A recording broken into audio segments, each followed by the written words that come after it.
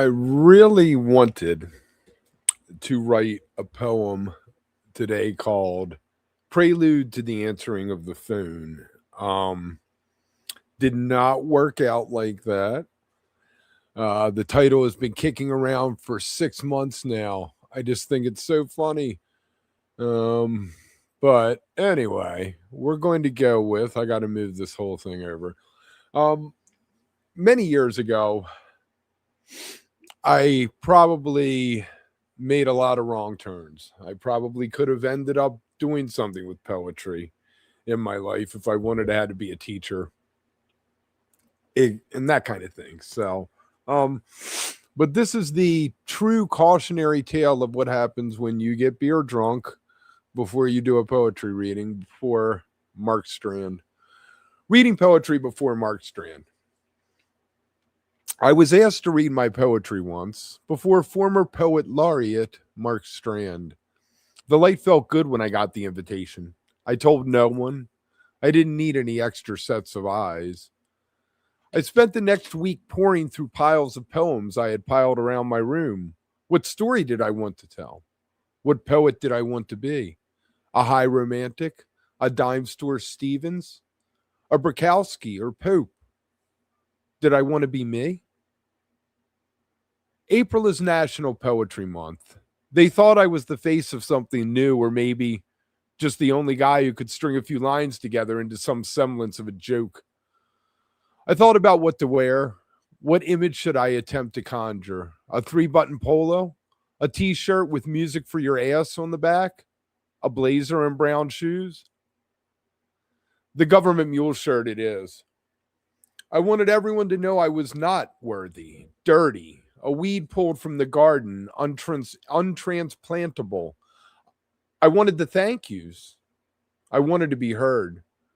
I got beer drunk all afternoon before showing up to a packed theater full of faces that were educated, that knew poetry because they read Harold Bloom. What am I doing here? These aren't my people.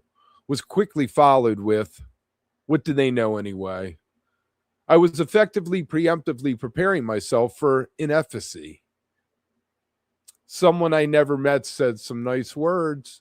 The crowd clapped as I stepped up to the lectern. The spotlight trained on me. Ideally, you'll clap at the end.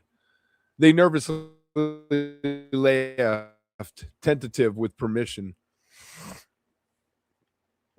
I read a poem about the history of Zydeco, an incoherent fever dream, an ode to some girl who wouldn't fuck me. They liked it, or so I told myself. Who would have thought? At the reception, I was asked, where are you published? Can I buy your book? I had no answer but a decade worth of rejection letters from all the best poetry zines in self addressed stamped envelopes, where my handwriting mocked my offering and pleads for recognition. The beer buzz had worn off. I was tired, brain fuzzy.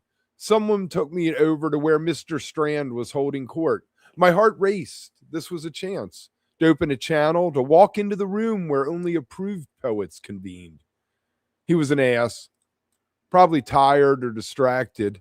My immediate thought, he's jealous of the next generation. My next thought was, I'm just a cheap imitation. I slipped away, but not before the governor's wife pulled me aside for a photo op. I hit on her. Too bad you're married. A few weeks later, a manila envelope arrived in the mail. It's a tough one to say. A certificate for a special Marylander, along with a 5x6 of me and Francis Glendenning.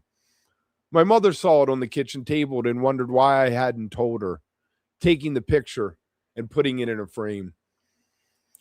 If you like what I'm doing, like, subscribe, think about buying me a coffee. I'm going to do the Walk Plus thing next week. Stay beautiful.